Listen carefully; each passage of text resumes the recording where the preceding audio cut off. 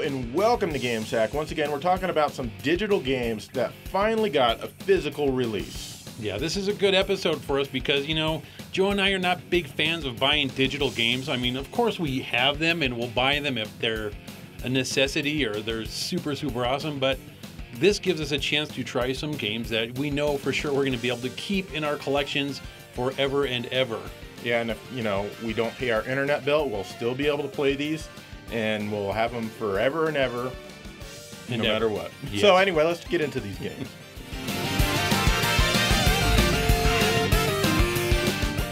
Here's Shantae and the Pirate's Curse for the PlayStation 4.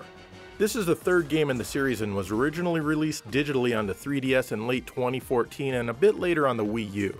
It was also released digitally on the PlayStation 4 and Xbox One in April of 2016 and physically on the PS4 and 3DS in October of that same year. Of course, as you guessed, I'm playing the PS4 version here. This version features a reversible cover if you like those kinds of things. This time around, Shantae has some help from her nemesis, Risky Boots. As always, you mainly attack enemies with your hair. But as you progress through the game, you'll discover items that can help you out like a gun. You can also use this to attack enemies, but believe it or not, it does less damage than your hair does. Instead, it's mainly used to trigger switches and whatnot remotely. The side-scrolling 2D gameplay reminds me a lot of Monster World 4 on the Mega Drive, and trust me, that's not a bad thing at all. You run around levels, killing enemies, collecting money and items, and triggering events. Each level is its own island. Risky Boots takes you to these islands, but you need to get the map before she'll know how to get there. Come on, it's right there, just go straight! Who cares if it's super dark? We can see where it is! Oh well. There are a bunch of characters who will talk to you, and many of them require a fetch quest. Yes, this game has a bunch of fetch quests, and you have to do them in order to get the item you need to trigger a certain event. And be sure to explore everywhere if you get stuck not knowing what to do next. Most islands have a castle to go through in order to find the map you need to get to the next island. These can be quite large. I also like how they're mapped out similar to Symphony of the Night's map. You can upgrade the power of your hair and things like that at the shop, and I always like it when games let you do things like that. And I just said things like that twice in a row. Oh well, I always do things like that. There's plenty of places to farm for cash if you really need it. The game controls very well, and I never have any issues doing what I want to do. The biggest problem is that sometimes enemies will appear out of nowhere right in your path and there's no way to avoid them. It can be annoying, but it's not game-breaking. The boss battles are pretty fun, even though they're usually kind of easy. Not so easy that you can do it in your sleep or anything, but it's pretty rare to die while fighting a boss. The graphics have that retro pixelated look that's been popular for the last few years. It's not scaled perfectly to fit a 1080p screen, as there's definitely some noticeable shimmering during the scrolling. Besides that though, everything is well drawn and there's lots of color and parallax. The animation is also really good, but if you've played any other Shantae game before, then you know that's pretty normal. The music by Vert is really good as well, and there's no mistaking his style.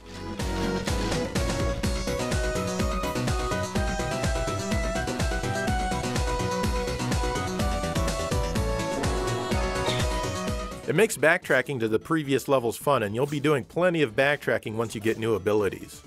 The game itself isn't super long, and you can beat it in under 2 hours if you're really good and know where everything is. But first-time players will find the game about 7.5 hours long. The PS4 version was released by Limited Run Games, and they only released 6,000 copies with no intention of making any more ever. That's kinda dumb, and honestly, I think that hurts the gaming community more than it helps. Due to the low print run, collectors snatch them up super fast, making it hard to get a hold of a game when it's available. Although they announce the times that they will open the sales, real life doesn't always cooperate in letting you be in front of your computer ready to go. Or, ret to go, as Shantae says. Ret to go! Some collectors just put the game right onto the shelf and only play the digital version. Others may try to resell the game at inflated prices. This isn't cool for people who just want to physically own the games that they play. I have heard rumors though that Limited Run Games is going to change some things around so they're less limited and more consumer friendly. Let's hope that's true. You can still get a physical copy for the 3DS though, and this is a fantastic game to have on any platform. Dare I say it's the best Shantae game, even better than Half Genie Hero? You decide.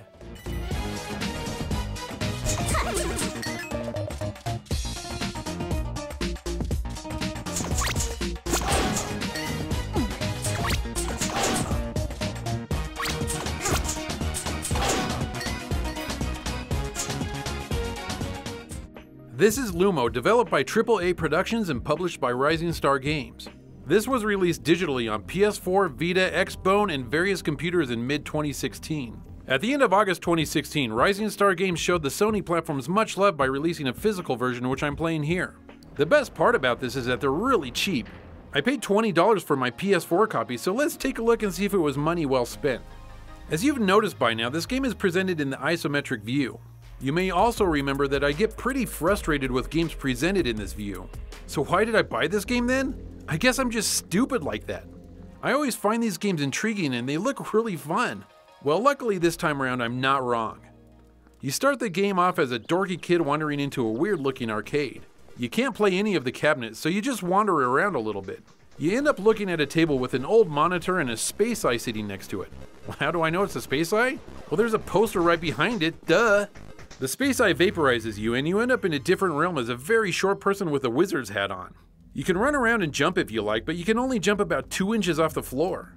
You can rotate the room a couple of degrees, but it does very little to show you anything different. So what in the hell's the point of adding this feature if it's so limited? I do like the presentation of the game's visuals though. I like the cloudy, starry background that the levels are displayed on. The dungeon that you're in looks really good, although it's a bit too clean for my taste. Dungeons should feel more dank and have lots more spider webs, skeletons, and rats and stuff like that around. But other than that, it's a nice looking dungeon. As you make your way from room to room, you're going to solve all sorts of puzzles to open doors in new ways. These are all really easy and nothing that you haven't seen before, so you should be able to breeze right through these areas. There's one thing that I can't figure out though. You're supposed to collect these rubber ducks that are scattered everywhere, and I can't do it. I jump on them and that lets me collect them, but I die immediately, which takes the duck back. You don't have a lot of options in the controls department to do anything else but jump on them, so I'm really stuck wondering what to do here. It doesn't really matter though, as I don't think they're necessary to progress in the game. There's other things to collect here as well, like audio cassettes. Well, I think they're audio cassettes, but I guess they could be data cassettes. These are hidden pretty well, and I got lucky stumbling on the first one. If I hadn't, I wouldn't have known to try and go out of any given room by going over the top of a wall. It's a pretty clever idea. It takes a little while, but eventually you'll gain new abilities like being able to jump higher. This is nice, of course, and you wouldn't be able to get any further without this ability. You'll also get a staff a little bit later on and the ability to light it up. This is great for dispatching small spiders who hate the light once you get a little further in the game.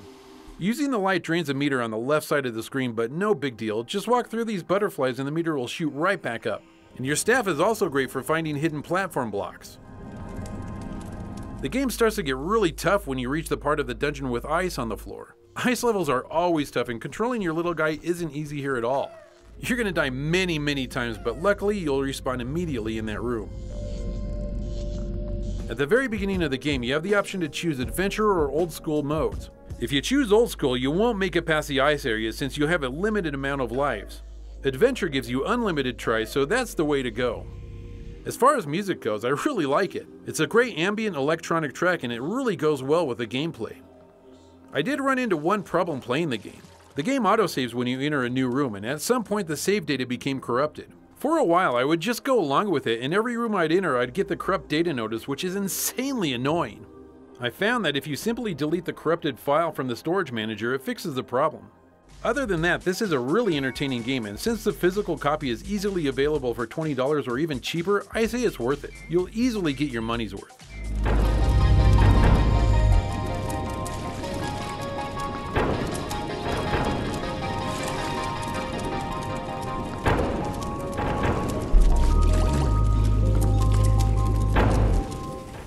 Killer Instinct was a launch game for the Xbox One released on November 22, 2013. This is the third game in the series and it was a digital-only title labeled as free to play. Basically, that means you can download a couple of characters and stages for free, but you had to pay for everything else. This is a great concept and everyone loves this on mobile phones, so why not consoles as well? Of course, I'm kidding, nobody loves it. Physical editions started appearing a year later, but the one you want to get is the Definitive Edition. This was released in September of 2016 and you can pick it up at normal retailers just like any real game. The package includes codes for a costume as well as a soundtrack CD. I love how they put both discs on a single spindle like that. Love it! This version has all 26 characters and 20 stages from seasons 1 through 3 and even Killer Instinct 1 and 2. All in all, it's a pretty good deal and it clocked in at $30 back when I bought it. But when you first put the disc in, get ready to hurry up and wait. It needs to install everything separately for some reason. I mean, look at all this stuff it needs to install, and it takes forever. Wouldn't it be great if the Xbox One had the ability to play games straight off of the disc? I know, I'm stupid for even imagining something so crazy. It's gonna be a long time before you're able to play this one. I swear Microsoft hates gamers with a passion. Oh, and then of course the game's gonna need updating, which takes a while on Microsoft's super slow network, which is weaker than a stream of ant piss. It puts stuff all over the home screen, but thankfully you can just launch the main game as it has its own selection menu. There's plenty of one-player modes here. Shadow Lords is a story mode. This teaches you how to play the game, and that can come in handy for people who are new to the series. I should probably play this mode a little bit more. There's also a story mode that's based on seasons. I guess the network canceled Killer Instinct after Season 3. Maybe it can live on in syndication, I don't know. I don't understand seasons in video games, it makes no sense. Otherwise, you're just picking your character, the character you want to fight against, and the stage you want to fight on. I've never really played much Killer Instinct, but this one is really fun, even though I'm still learning. Most of the special moves are fairly easy to figure out and do repeatedly, even on the Xbox One controller, which was definitely not built for fighting games. Everything feels very smooth and responsive. The game is all about combos, as that's when stuff gets really heated. Each fight nets you some experience and you level up after you get enough of it. Kinda reminds me of Virtua Fighter 4. There's a level for each character and you as a whole. After you win a match, you don't go on to the next opponent like a regular fighting game, sadly. Instead, you have the option for a rematch or going back to the menu and choosing different fighters and stages. This is pretty cumbersome and not cool at all. Still, it's fun to try out all of the different characters. I mean, where else do you get to fight as a Battletoad? I mean, besides the Battletoads games. The graphics are excellent. They remind me a lot of Mortal Kombat X, only much less gory. There's good color and super sharp detail, all running at 60 frames per second. There's even some motion blur applied to the animation to make it look even better. I appreciate that there are so many different stages in the game. This is something that developers really started skimping on in the 32-bit era by having characters share backgrounds. And with 20 different stages in this one, it never really gets stale. It really does look stunning, probably some of the best visuals in any fighting game. The sound is pretty damn cool as well, with hard-rocking music and lots of shouting by the announcer, which really makes the game a lot of fun.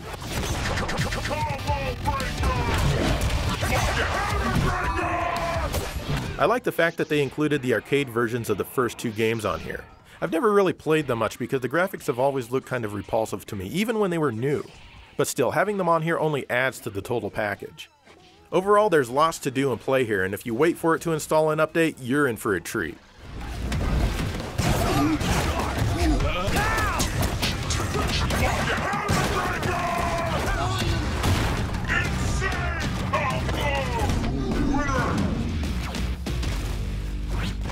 These cameos are killing me.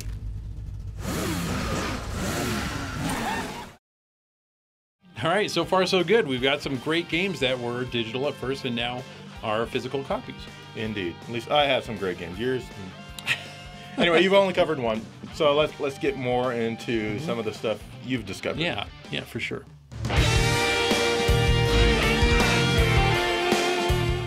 Here's Aqua Kitty Milk Mine Defender DX by Tiki Mod Limited. Aqua Kitty was originally released in 2012 and in the following years on handhelds and consoles. In January 2017, Limited Run Games released a physical copy for the Vita and the PS4, and again I'm playing the PS4 version here. Aqua Kitty is an arcade-style shooter in the same vein as the old Defender games. For all of you young kids out there, this is Defender 2 on the NES, which plays pretty well compared to the arcade game. This gives you an idea of where the genre started. Anyway, Aqua Kitty is also played on an ever-scrolling game field. The story goes that the kitties have ran out of milk, and naturally they've found an abundant source of it below the ocean's floor. While other cats are mining the milk, you must protect them from all sorts of robot sea life. I can't blame the robots because, you know, cats are mining on land that doesn't belong to them, and secondly, they're cats. Ew, just gross. Yes, I'm a dog person and I really like dogs because sometimes they eat poop and, you know, that's not gross at all. Anyway, there's one type of enemy that's out to take your milk mining cat into outer space or something. Once they've been abducted and you can't save them, then who knows where they're taken.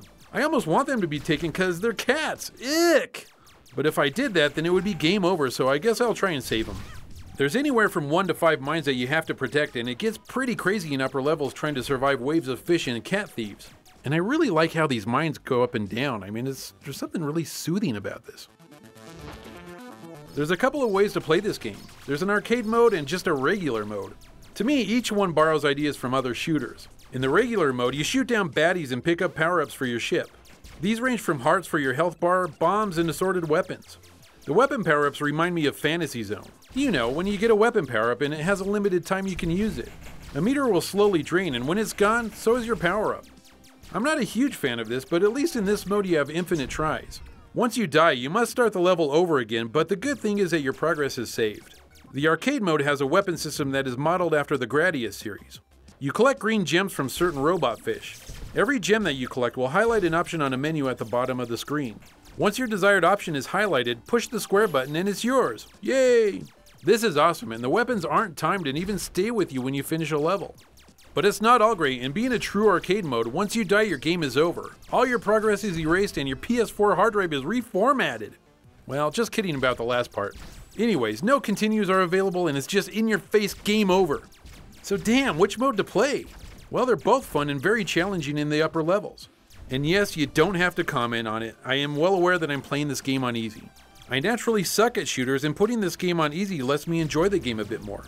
It's just a shame that it's right at the top of the screen for everyone to see and make fun of you. Besides these modes, there's an infinite espresso mode where there's no cat miners, but you have to survive wave after wave of enemies. This adds a little bit of extra depth to the game, but let's face it, there's not a lot of depth to the game in general. You're here for a straight up arcade style game, and it's not meant to be played for hours and hours on end.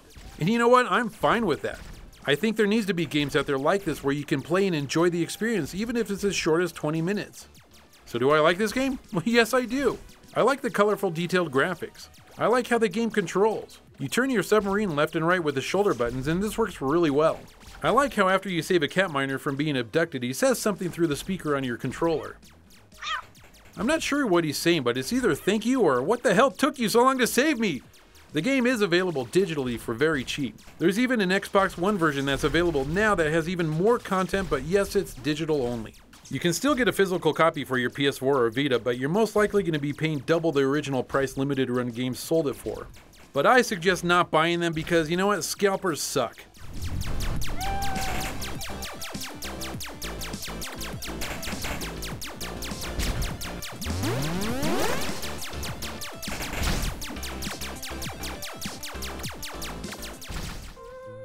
We just can't leave out Ori and the Blind Forest for the Xbox One. This was released in March of 2015 for the console and the PC. It got a physical release on both platforms in June of 2016 as Ori and the Blind Forest Definitive Edition. The version I have comes with the soundtrack CD, and just like Killer Instinct, is attached to the same spindle in the box as the game disc. First of all, this is an absolutely fantastic game and everyone should own it. You play as Ori, who is half cat, half squirrel, and half guardian spirit. The overall story is very new age, weird, not really interesting, but it's the way that it's told that's really awesome for a video game. As you're running around, you'll hear the deep voice of the narrator accompanied by English text. It's great to see a game telling a story without relying on cutscenes or dialogue boxes, not that those things are bad or anything. Anyway, you fell from the giant spirit tree as a newborn, and this large creature named Naru nursed you back to health and raised you. The first 10 minutes or so are dedicated to this story and is quite amazing to experience. It never gets old, and I've started the game multiple times just to play it. But something has happened. Food becomes scarce and Naru passes on. Now you're on a mission to restore the forest. This one plays as a 2D Metroidvania style game, but without the Metroid and without the Castlevania. At first, you don't have too many abilities. You can jump and shoot some energy to kill evil creatures. When defeated, many of them release their own energy, which can restore your life or fill your spirit meter. As you probably already have guessed, you get more and more abilities the further you get into the game. One of these is the ability to climb on vertical surfaces like walls. This, of course, will help you reach new places, as will the double jump once you get it. When you combine these two abilities, you'll be surprised at the kinds of areas that you're able to traverse. There's lots of things you need to upgrade. It can almost be overwhelming at first, but you'll need to do it in order to open all of the special doors and gates that are everywhere. The game has your typical save points scattered here and there, but Ori takes it a step further. As long as you have some spirit energy, you can hold down B and create your own save point almost anywhere in the game. I really like this. This game isn't easy and you'll be dying a lot, usually because you mistime a jump or rushed into an area where you didn't know what to expect. There's also some puzzles to solve in some places. It can take many tries just to get past a single screen, and it's really nice to be able to make a save point right before that area. And at these save points, you can also access the ability tree. This allows you to upgrade lots of stuff, like the power of your shot to the radius you absorb energy with and stuff like that. And of course you have a map that reveals itself as you progress, and you can also fill in parts of the map so you can see areas you haven't been to yet. The control is very, very good. Like I said, you'll die a lot, but usually it's your fault. That's right, I'm blaming you. Anyway, some of the enemies can be pretty tough and take a ton of hits as well.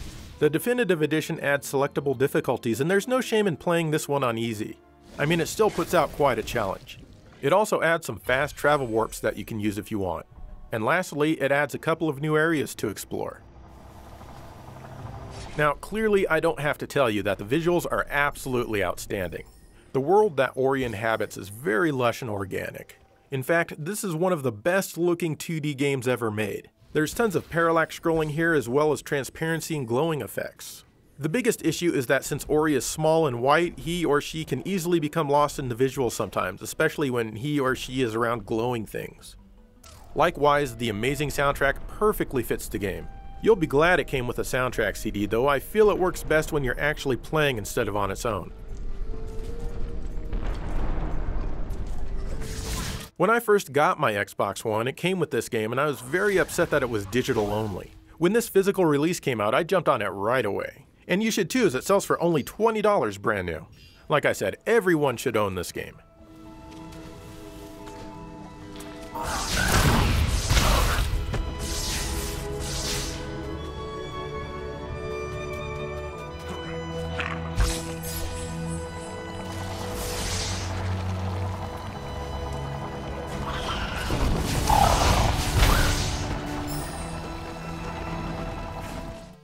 Xeodrifter by Renegade Kid was originally released for the 3DS in 2014.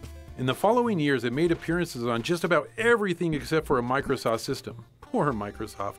Limited Run Games got a hold of the rights to publish a physical copy for the PS4 and Vita. Guess which version I'm playing? As you can see, the developer decided to go with the retro 8-bit look, and you know what, I like it. This one plays very similar to the Metroid series. Your little spaceship gets hit by space debris and luckily isn't completely total. You still can go short distances and visit 4 planets that are close by. Apparently your warp core has been disabled and you need to replace it by scouting these planets for necessary components. As you start out, you don't have a lot of abilities, pretty much like every damn game out there.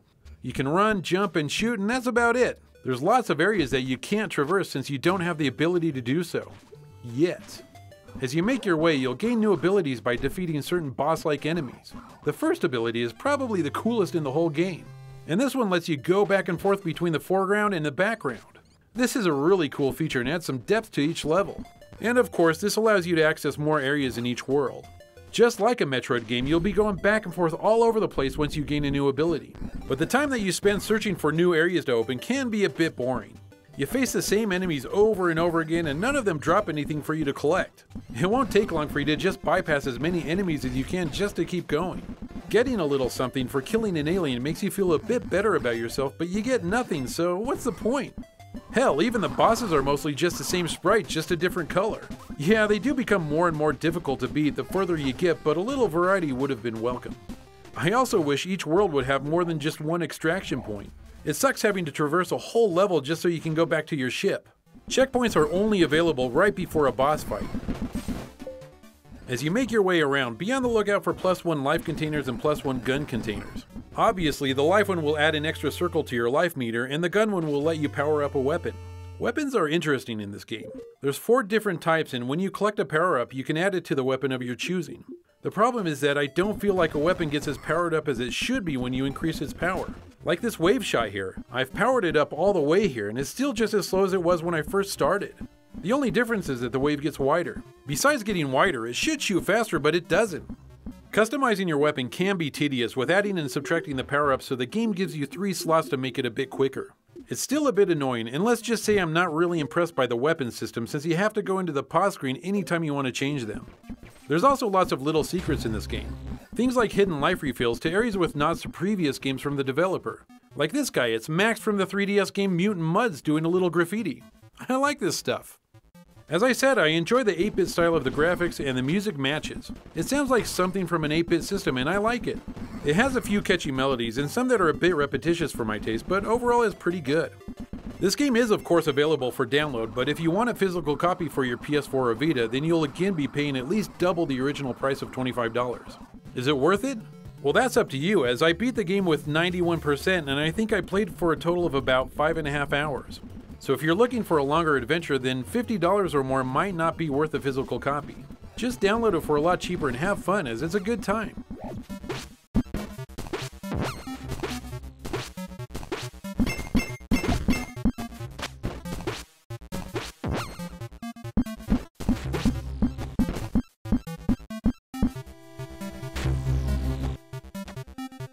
Alright, those are some more examples of digital games that have gotten a physical release for you.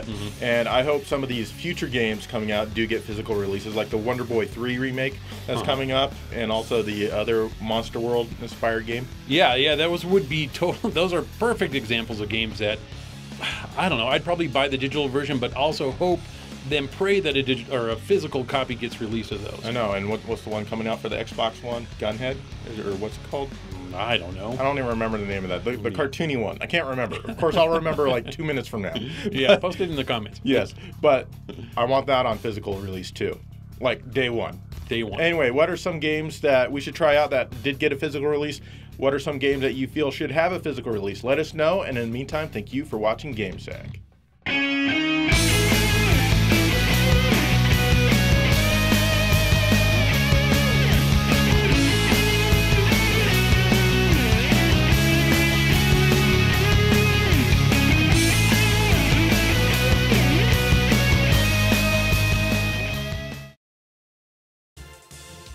Hey, Dave. Hey, buddy. What's up? What's up? I've got a physical copy of Shantae, Half Genie Hero on the PlayStation 4. Really, Joe? This isn't a physical copy. Where's the disc? Well, you idiot, it's in my PlayStation 4, of course. I want to play it. Is it available on the Xbox One, Joe? Yes, Dave, it is. Are you going to get it on the Xbox One? Why would I do that? I just got it on the PS4. But Dave, do you have Shantae and the Pirate's Curse, Zombie Vikings, and Futuridium? Well, I do now.